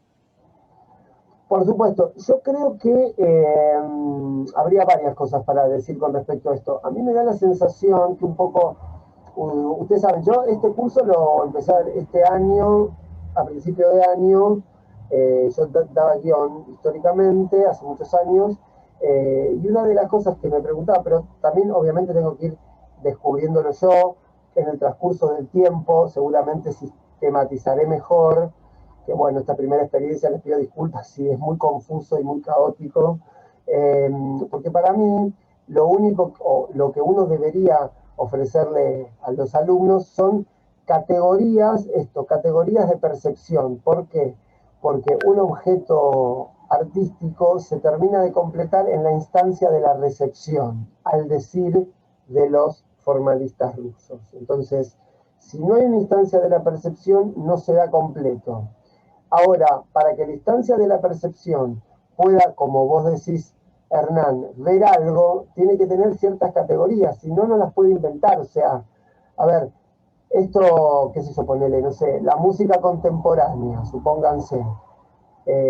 Si uno no tiene, no sé, la música dodecafónica, si uno no tiene cierta instrucción en eso, no entiende y le parece que no, que suena mal, porque no tiene las categorías para comprenderlo. Por ejemplo, si uno no tiene ciertas categorías para leer el Ulises de Joyce, no entiende nada, no entiende nada, le parece un texto muy encriptado. Entonces, hacen falta, como por decirlo de manera, ciertas hermenéuticas, entonces, como para que uno más o menos pueda decir, ah, bueno, el personaje, hay uno que es, ah, el doble, acá está el doble, ah, mira, va a un lugar que es un submundo, que no es el mundo horizontal urbano a la luz del día, ah, esto es el descenso de los infiernos, ah, mira, tiene un elemento mágico como la égida de Zeus, ah, esto remite eso, pero eso son categorías, digamos, están en el objeto, están presentes, solo que hay que decodificarlas, digamos. ¿Se entiende esto? Digo, supónganse, sí, Alicia, ¿ibas a decir algo o no? Una pregunta, pero Dale. termina con la idea. Sí, no, dime, Algo que no entendí, porque por ahí me distraje. Dale. Vos dijiste que era como una, respecto de del cine que remonta al mito, como una forma de conocer el mundo. Sí, No sé si entendí mal, pero vos decías que justamente una característica del elemento mítico era como un cierto recorte. Por ejemplo, diste el ejemplo de los policiales, que siempre hay 2 o 3 personajes que se repiten y el resto del mundo como que no existiera. Entonces, en ese sentido encuentro una contradicción. Me refería al cine negro en este sentido, con respecto, porque yo eso lo dije en relación a que, por ejemplo, el descenso a los infiernos del héroe, el que hace las acciones es el héroe siempre. Sí. Uno podría homologarlo a que, por ejemplo, no en todas, por supuesto, pero en cierto conjunto de films del film noir, lo que hay es un recorte del mundo urbano, que es enorme, nosotros ya lo conocemos, hay un recorte por las zonas más cercanas supónganse, a lo marginal. Bueno, lo que me Sí. resulta contradictorio justamente es esta idea del recorte con Sí. el conocimiento del mundo. Ahí se me presenta como una contradicción, porque sería un conocimiento muy parcial del mundo. Es que siempre el conocimiento es muy parcial. Siempre el conocimiento es muy parcial, Sí. nunca es, digamos, en todo, mira, está bueno eso que planteas, porque en todo caso lo que nos haría poner en crisis, está excelente eso que planteas, quizás no lo pensaste así, Es una pero pregunta, no, pensé que algo no había entendido. No, perfecto, que una de las cosas que podríamos pensar, digamos, o que nos serviría para poder pensar mejor es, por ejemplo, deshacernos de la idea de totalidad, por ejemplo. Porque la idea de totalidad, por ejemplo, es mucho más ideal o mucho más idealista que materialista, por ejemplo. Porque si yo pienso, idealmente pienso que, supónganse, los objetos con los que me encuentro, sujeto-objeto, que es la diada básica del conocimiento, tiene que responder a algo metafísico. Y después de Nietzsche, la metafísica quedó destruida. Entonces, digo, ¿por qué queda destruida? Porque lo que está fragmentado es la idea de totalidad.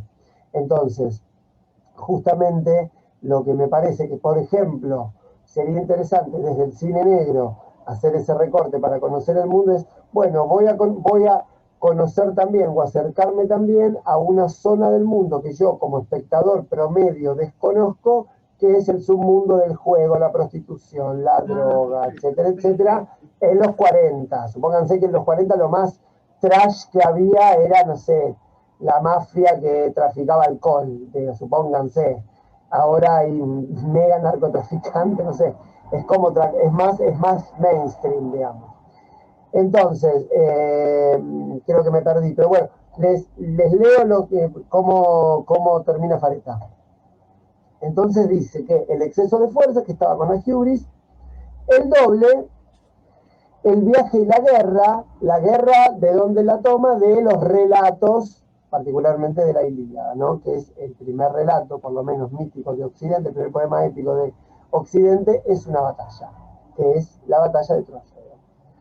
Bien, punto y coma. La prueba del laberinto es uno de los mitologemas, o sea, una partecita del mito que se compara con los otros, eso es un mitologema, como un fonema. Es la parte mínima con la que se puede dividir un mito. La prueba del laberinto es uno de los mitologemas fundamentales, en los que está construido todo el pensar y el poetizar occidental. Entonces, lo que nos está diciendo este autor acá es que esta forma, este método para comprender el cine nos puede acercar a una forma de comprender de alguna manera el mundo, que por eso existe. Todavía no entré a Tiburón, ya no vamos a llegar, pero no importa.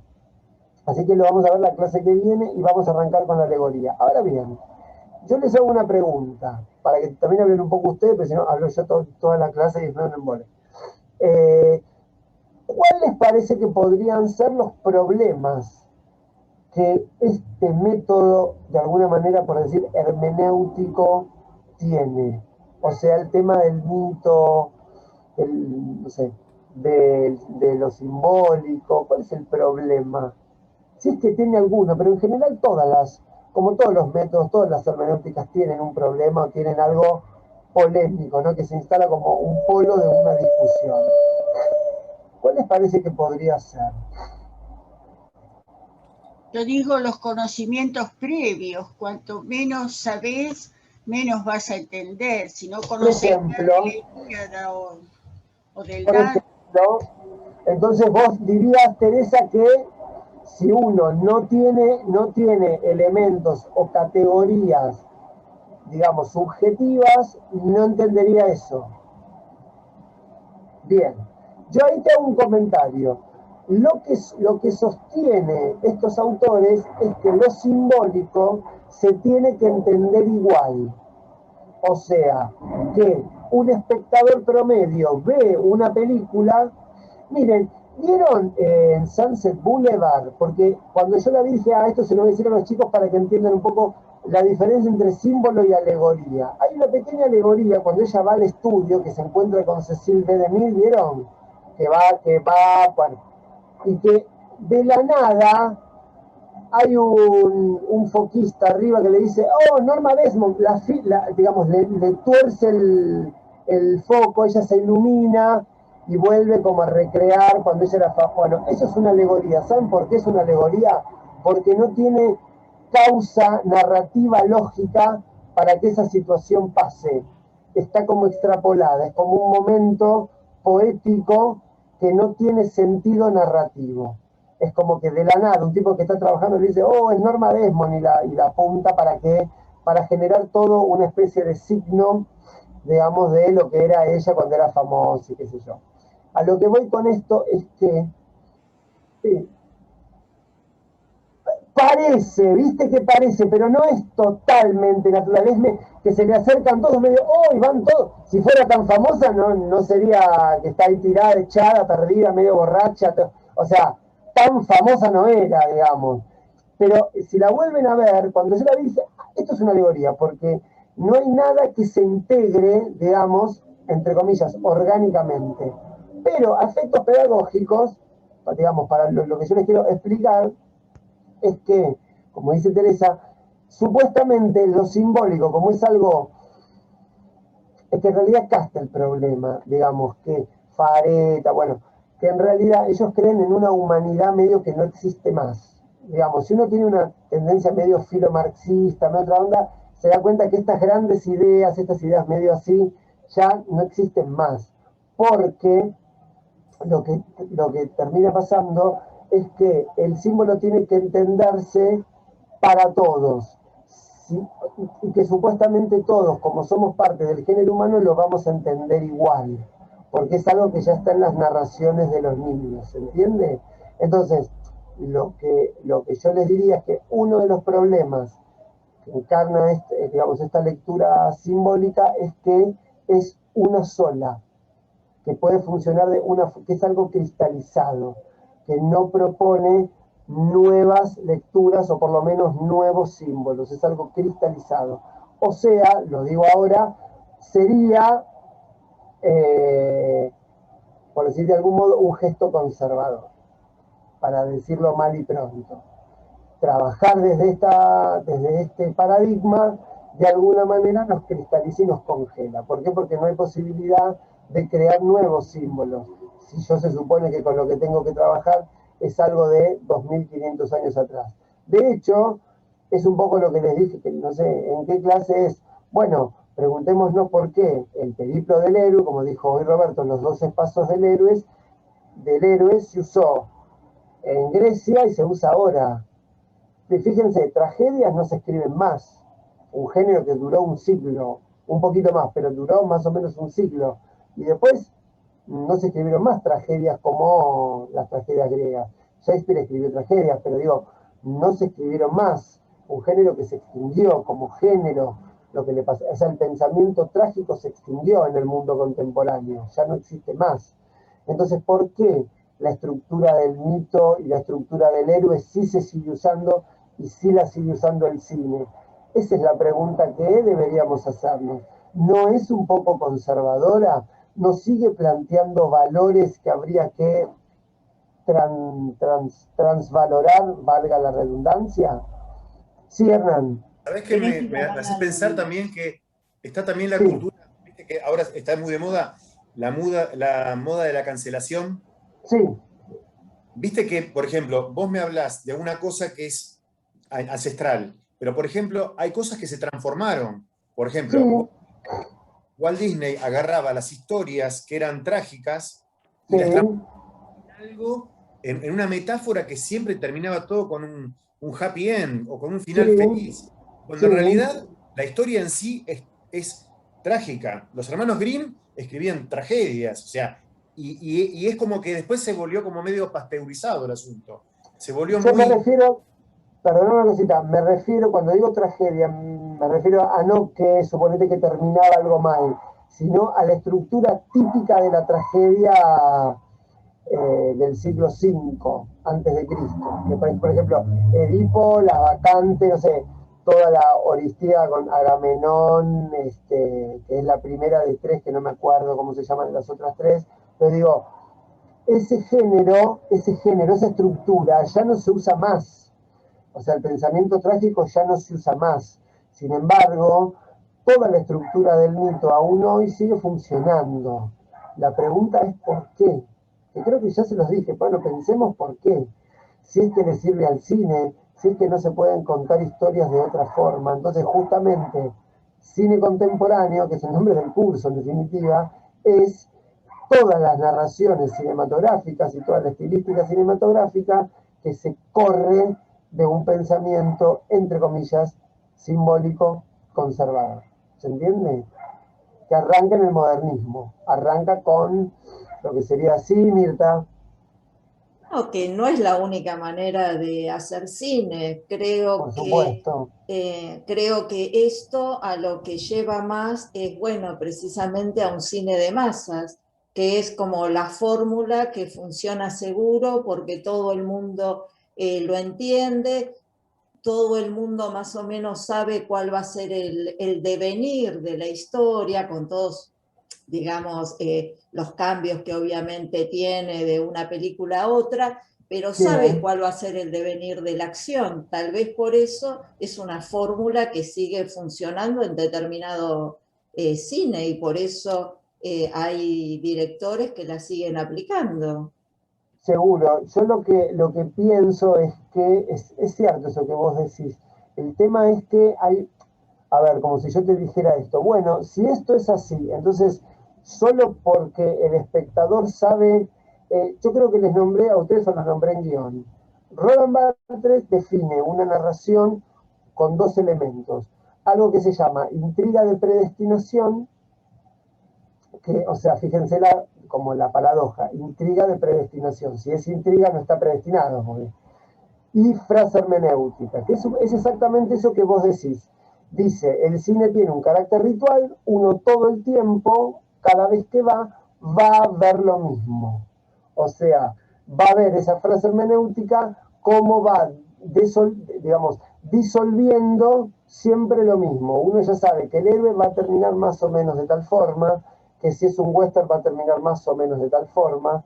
La pregunta es, ¿y por qué queremos ir a ver siempre lo mismo? Si en realidad uno no quiere vivir, o en principio pensaría que no quiere hacer siempre lo mismo. Sí, Tiene, Teresa.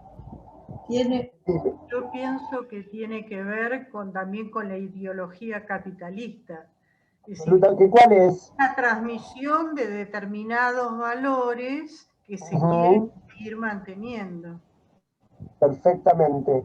¿Sabés cuál me parece que ahí sería la ideología capitalista per se? Que sea siempre lo mismo.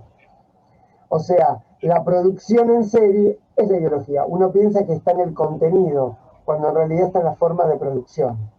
Porque un sistema de producción solamente puede funcionar si tiene en cuenta que, digamos, lo que se produzca sea siempre lo mismo, que no haya alguna fuga.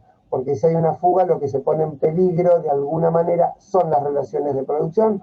Esto lo dice Althusser, que les recomiendo mucho que lean Aparatos Ideológicos del Estado. Sí, Mirta. como que me llevó un poco a pensar que es como lo que les pasa a los niños pequeños con los cuentos, ¿no? Sí. Esa necesidad de la repetición y que le trae esa seguridad de saber lo que va a pasar.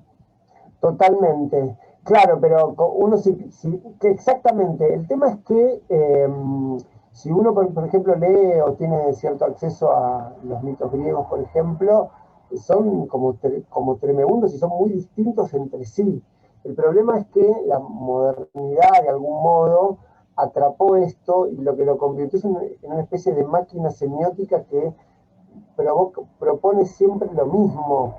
A mí lo que me pasa cuando leo Fareta es que él no tiene un pensamiento crítico con respecto a su teoría. Es medio obvio, ¿no? Porque casi nadie tiene un pensamiento crítico con su propia teoría, pero que es algo como para... De esto va a hablar Benjamin cuando veamos alegoría. Que él ve la alegoría como una posibilidad justamente de ruptura con respecto a lo cristalizado de los mitos y de los símbolos, porque es cierto, uno ve siempre lo mismo, digamos, y de alguna manera, si es como dice él, que el cine, a partir del mito y del símbolo, propone una forma de comprender el mundo, el tema es cómo comprendemos el mundo. Por ejemplo, yo entiendo las épocas y no voy a cometer un anacronismo, pero por ejemplo, que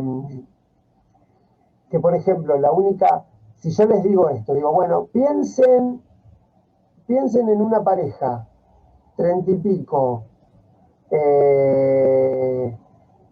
piensen, ¿no?, que están casados hace 5 años aproximadamente. Una pareja, 30 y pico, casados hace 5 años. Yo estoy seguro que el 100% de ustedes pensaron en una pareja heterosexual, por ejemplo. Es porque dije casamiento, y ahora sería otra cosa. Sin embargo, bueno, eso es la ideología, digamos. Eso es lo que el cine, no exactamente este tema, pero digo, esto es lo que el cine provoca porque es un aparato semiótico. Las maternidades, que una pareja sí o sí es monogámica, que una pareja su destino es el casamiento. Bueno, todo eso tiene que ver con la repetición siempre de lo mismo. Digamos, que no hay una posibilidad de fuga. Dicen, ¿por qué algunos ven? Ah, bueno, eso puede ser porque te gusta mucho. Eso puede pasar, como para investigar una peli.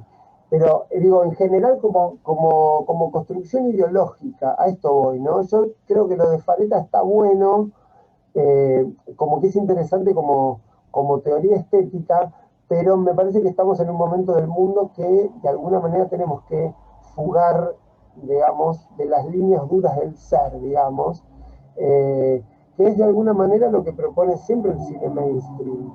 Siempre propone lo mismo, siempre propone un cierto tipo de familia, un cierto tipo de, no sé, como de valores y por supuesto, un cierto tipo de verdad, ¿no? Digamos. Como dice Jameson también, es muy difícil si la imagen está capturada por el capital que la imagen hable mal de sí misma, o sea, nunca va a hablar mal del capital. Y nosotros, bueno, sí. Hay una película que se llama Lazos de Familia, del Ken Sí. Loach, que justamente va en contra del capital mundial globalizado y está hecha por capitales también, supongo yo. Pero es una película... Sí, ¿sabes? Sí, el tema que hoy por hoy una película que cuestione al capitalismo es medio un chiste, de alguna manera, porque justamente parecería que el capital no tiene como una representación física. Justamente por eso existe lo que llamaba Jameson la posmodernidad o el posmodernismo como lógica cultural del capitalismo tardío. Sería como una tercera instancia. Pero nada, esto como para que pensemos un poco qué vemos cuando vemos algo y cuáles son. Si ustedes piensan un poquito, miren, ¿vieron esa película? Her, H-E-R. La de la computadora. Sí. Exactamente.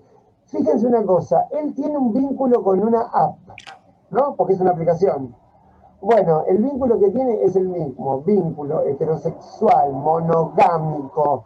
Lo único que cambia es que es una aplicación, pero el valor del vínculo es el mismo, que uno no puede concebir los vínculos de otra manera, es diabólico. Yo no digo poliamor, tampoco digo sin ver, porque aparte bastante, me cuesta con uno, imagínate poliamor, me suicido directamente, pero imagínense que no.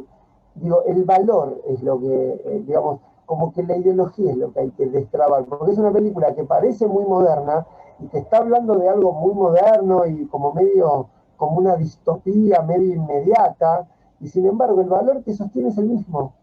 Y ni hablar cómo termina la película, que encima termina peor, porque termina como que, bueno, él apaga su aplicación y se va con la amiga, que sería una mujer de carne y hueso, porque eso es lo que, una aplicación no, eso es mejor. No, es lo mismo de hace 200 años, digamos. ¿Se entiende lo que voy con la crítica? Digo que... Una cosita, Sí, una sí, sí, pregunta. sí. Cuando decís que una película que critique el capitalismo sería un chiste, ¿por qué? Y porque no podemos destruir la casa de nuestro opresor con sus herramientas, digamos. Es como destruir el patriarcado con las herramientas del patriarcado. Sería como, es no extraño. No sé, eso. Sí, Mirta, ibas a preguntar algo. No, con respecto a eso, estaba pensando que precisamente si el capitalismo está tan seguro de todo, que hasta se puede dar el lujo de hacer películas para Perfectísimo, captar todos los perfectísimo. públicos de diferentes ideologías. Totalmente, totalmente. Sí, porque aparte, no sé, lo que es fantástico en el capitalismo es que no se asume como ideología, se asume como lo que es, como que eso es. Y lo otro es ideología, o sea, ser marxista es ideología, ser anarquista es ideología, pero eso no es ideología. Tal Eso es cual. lo que me parece. De hecho, vean las entrevistas de Milei, como él no se asume como ideológico, como que estamos en la posideología, y cuando uno más afuera de la ideología dice que está, más adentro está, porque es como, ¿vieron el documental de CISE que se llama Guía Perversa de la Ideología? Yo no sé si está en Cinefilia Malversa, pero creo que está en internet. Si alguno lo encuentra puede copiarlo. Eh, y el ejemplo que pone es la película de John Carpenter que se llama Ellos Viven, que es un tipo que se pone unos anteojos y empieza a ver en las publicidades el verdadero mensaje ideológico. ¿Alguien la vio? ¿Sí? Bueno, es eso. O sea, si a vos te sacaran esos anteojos, es como que quedarías ciego, porque vos ves ya con esos anteojos incorporados. Pero no es que te pusieron esos anteojos, tus ojos son la ideología. O sea, está en tus ojos, digamos. Sos efecto de eso. No es que hay algo natural en mí y alguien me incorporó eso. Yo soy efecto de esas, por decir de alguna manera, de ese dispositivo llamado escuela, llamado familia, llamado trabajo, llamado sociedad, llamado mundo contemporáneo. Todo eso, y me vuelvo a dar cuenta que me fui otra vez al pasto porque no sé de qué estaba hablando y terminé hablando de ideología. Bueno, paramos acá porque es viernes, 9 menos 20 estamos hablando de esto. Bueno, la clase que viene vamos a terminar con Tiburón, que me parece que está bueno los ejemplos que da Jameson, que es uno del palo. Jameson es del palo. Y vamos a entrar en lo que sería la alegoría, que ya medio lo mencioné con eso de Sunset Boulevard, y vamos a ver cuáles son sus características. Y después, bueno, seguiremos con los temas que faltan. Tengo que preguntar en el Centro Cultural cómo es lo del cuatrimestre, si ustedes se vuelven a anotar, si no se vuelven a anotar, si se va a sumar más gente, si no se va a sumar más gente, eso todavía no lo sé. Y otra cosa que les quería decir, que me la anoté porque yo me olvido de las cosas, sino que por ahí estaría bueno que un par de temas más, algunos temas, por ejemplo, como más embole, más por ahí más narrativos, no sé, modelo actancial, algunas cosas de puesta en escena, como algunas cosas así, para que ustedes, pero se las voy a dar yo las películas, que hagan como si fueran unos informes críticos, o sea, con todo lo que vimos, que ustedes puedan hacer algún... Bueno, Hernán por ahí está más acostumbrado, no le, por ahí te embola un poco Hernán, pero bueno, porque ya lo haces, porque es como tu trabajo medio, pero bueno, por ahí para el resto no, porque a mí me da la sensación, o por lo menos a mí me pasa, si yo no aplico, miren, Tomás Abraham decía, chicos, hagan grasa los conceptos, háganlos grasa, porque si no, no se entiende nada, no se entiende, no, esto que estamos hablando no se entiende, no pasa. Entonces,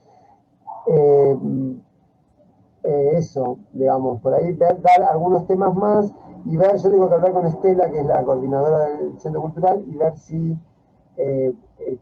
ustedes continúan, si continúan y damos una unidad 2, pero si se suma más gente tenemos que organizar un poco para dar lo mismo pero distinto, bueno, vemos. Pero por ahí estaría bueno eso, que por ahí, si tienen ganas y tiempo, y estamos en pandemia, así que seguramente tiempo tienen, de poder que hagan algún tipo de escrito crítico, eso yo puedo orientarlos hasta aún con más bonomía, porque es de lo que trabajo, de cómo se hace una crítica, ya sea literaria o teatral o cinematográfica, cómo se estructura, para que les sirva, porque si no, por ahí esto pasa el curso y se olvidan, porque si no lo aplican, se olvidan. O sea, nada que no se aplique puede ser recordado o por lo menos comprendido. ¿Está bien? ¿Están con ganas de eso o no? Perdón, Juan, porque se me Sí, cortó a mí el wifi, hoy estuve complicada con eso. tranqui. ¿A qué te referías con escrito crítico? Digamos, Si tomar yo les doy alguna una película, pero película, claro, pero se trabajar las en doy una yo, película. sí, pero se las doy yo porque por ahí me pasa y yo digo, bueno, elijan una película y por ahí se meten con una que es medio complicada y no les sirve. O sea, tiene que ser una película bastante sencilla que tenga algunos elementos, o por lo menos los elementos que ustedes puedan encontrar en el objeto, que les sirva para ver si empiezan a detectar, no sé, cosas que tengan que ver con los dos planos que medios son los que trabaja cualquier crítico, que es el plano de la representación, o sea, los modos de representación y los modos narrativos. Entonces, ya vimos algo de arquitrama, minitrama, antitrama, puesta en escena, cine de la transparencia, cine ojo, cine de, no sé, imagen-tiempo, o sea, el realismo basiniano o el cine del sentido por montaje. Todas esas cosas ya vimos, tangencialmente lo vimos más o menos, para que cuando vean algo, una vez que hacen este trabajo, empiecen a detectar, bueno, cómo está trabajando, por ejemplo, el modo de representación de una película. ¿Pone el énfasis en el montaje o no? Por ejemplo, es algo que seguramente hoy por hoy no se preguntan cuando ven una peli porque dan por sentado que montaje hay. Bueno, si no hay montaje, o por lo menos supónganse como Nomadland, que hay un montaje totalmente expuesto. O sea, no hay raccord. ¿Por qué? ¿A qué responde? ¿Qué tiene que ver con lo narrativo eso? ¿Tiene que ver o no? Porque si no tiene que ver es pura pirotecnia y que puedan detectar, acá hay pirotecnia, no hay un sentido. ¿Se entiende? Más o menos. Bueno, para más adelante, pero para que ya lo vayan pensando, yo voy a ver, son 15 son 14 ustedes, buscar 14 películas y la voy a elegir yo. Y se las voy a dar quizás en privado, para que no empiecen yo quiero esta, se las doy en privado. Ah, una Este, película diferente para cada uno, decís. claro, claro. Así podemos tomar, supónganse, una partecita de la clase para que ustedes hagan un desarrollo, eh, o dos películas por clase. A mí me sumaría un montón, porque veo también qué tema se entiende. Que yo estoy probando medio esto, estoy probando. ¿Qué tema se entiende, qué tema no, qué tema es más pregnante, qué tema no se entiende nada, cualquier cosa? Nada, esto. Yo más o menos en guión lo tengo claro, pero acá todavía no. Entonces, bueno, como para ir probando un poco, nada, eso. Es una idea que se me ocurrió en la semana, pensar más o menos 14 pelis así muy, muy mainstream, pero que cada uno tenga alguna particularidad para trabajar. ¿Está bien? Sí, Hernán. Te quedan 2 minutos. Consulta, sí, cortito. Los dos Sí, elementos que hablaste fue lo del viaje y lo del descenso, nada más. hoy hablamos nave, viaje, el doble, descenso a los infiernos, la guerra. Esos son como, seguramente, si tienen ganas y tiempo y se leen, por ejemplo, la Ilíada, ahí encontrarán un montón más. O se leen la Neida y encontrarán un montón más. O leen la Divina Comedia y encontrarán un montón más. Hay una edición muy buena, que es la que tengo yo, que está como explicado cada uno de los cantos, son 33 cantos por cada capítulo.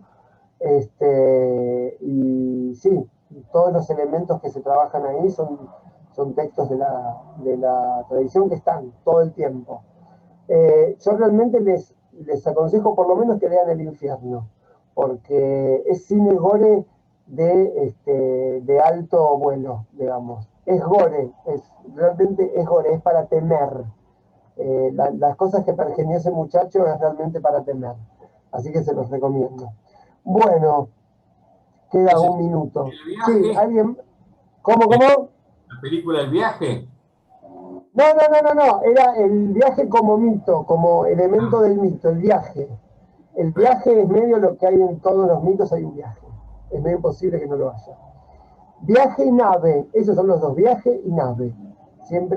Ténganlo siempre en cuenta. Bueno, nos vemos el viernes que viene. Cualquier cosa que vea, así se los mando por el grupo. Les mando un beso.